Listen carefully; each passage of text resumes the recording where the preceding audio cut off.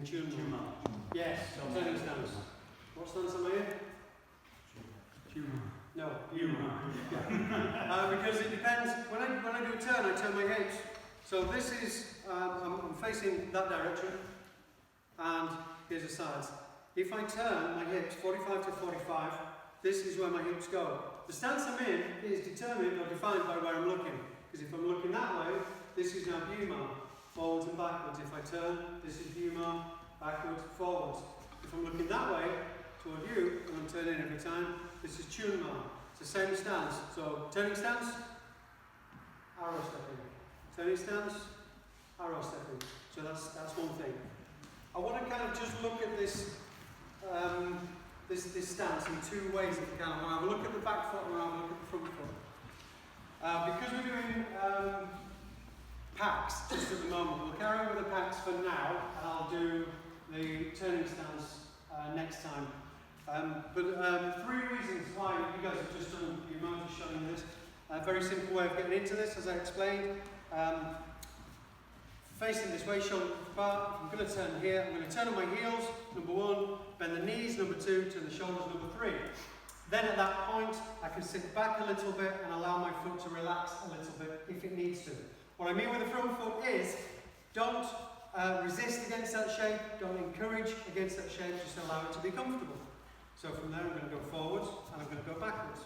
Very simple. I turn on my heels, ideally using the toes a little bit like windscreen wipers.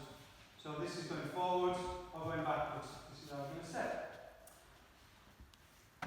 Three things that can, well, a few things I want to look at really with the Biu Mar, why we have Biu Mar.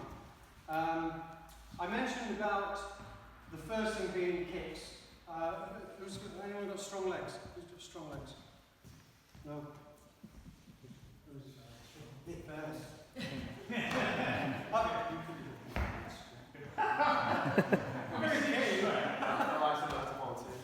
You got strong legs?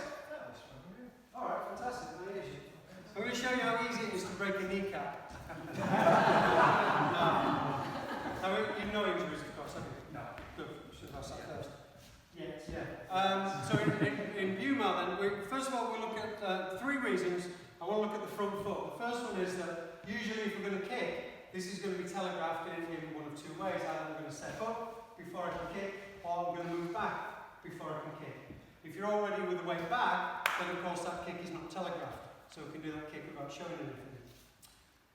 There's two more points in this, and the 2 points are defensive. One being, you will always get people that will say, oh, what do you want to learn Wing Chun for? Just kick them in the groin. That'll do. That's an easy one. Valid point as well. Very knowledgeable words. That's the reason why we've got the toe tucked in ever so slightly, because if the kick comes forwards like a football kick, we can roll onto the toe and create this deflection, like so. So that's kind of the idea that we're going to deflect this off. The second thing, in Wing Chun, the way that we would attack somebody's defense is we might kick for their knee. Doesn't matter how big somebody is, you kick them in the knee and they're usually about this high and make a lot of noise. Cheers, man. So that's the idea. Boom. So if I go for the kick here, I'm going to try and take the knee out, and then it gives me an opportunity to get away. Let's put it that way. Yeah, rewording that. So, number one, if I want to kick, it's not telegraphed. If he kicks me, I can deflect. Number three, did I say number three then? 1-3. I did, didn't I? Thanks for listening. Number one, I can kick. Number two, I can defend a kick. Number three, what if I am kicked? What if someone kicks me in the knee? I don't really want to kick these walls, but it's not much at all. It takes 60 pounds of pressure to break a kneecap. Right, and that's not a lot, to be fair. If your leg is locked when you're stepping, that might look really good, really cool, but you drop a small bag of sugar on it, it's going to hurt. So, always keep the front knee bent. What I want to talk about is that front foot position. It doesn't need to be turned all the way in. It can be relaxed a little bit, it cannot be turned out. As I say, if I want to kick, I'm going to turn the foot as I kick. So it's going to lift and turn as I kick. If I need to defend against a groin kick, I can deflect this way. That bend is also the most important part of me being able to have some resistance against a kick to my my knee. Which is your strongest leg? What do you kick a ball with? That's fine.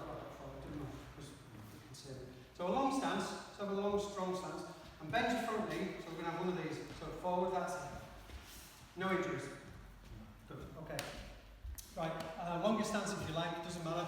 But what I'm going to try and do is I'm going to try and straighten your leg. Alright, one of two things is going to happen here. I'm either going to straighten your leg, or I'm going to move you back. Alright, so I want you to resist. Okay. There's a third option as well, but we won't go into that. So, bend your knee, don't let me straighten it. Don't let me straighten it. That's strong. This is your strong one. Yeah. So bend your knee, strong, strong. Again. And I can move that. What we'll do now, okay, doesn't even need that much of a bend. Turn your toes a little bit. Bend your knee a little. Now resist.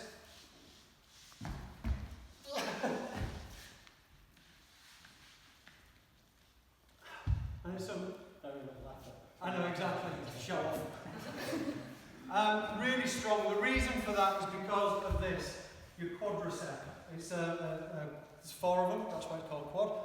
It's a big muscle, a tear-shaped muscle. It's the biggest muscle group in your leg. And what we're trying to do in Cheun is redirect things through our stance into our legs. Because no man's arm is going to be as big as your leg. And if it is, run. So that's the thing. So this is a strong position. You're usually familiar with this when you want to move something heavy. So let's say if you're moving a box, or you're shifting the bed or something, we can do this, don't we? We get our foot under and we push sideways. So you're presenting that quadricep and you're pushing with the strongest part of your leg. I'm not recommending you get kicked in the knee and take it or encourage it, because that's obviously just ridiculous.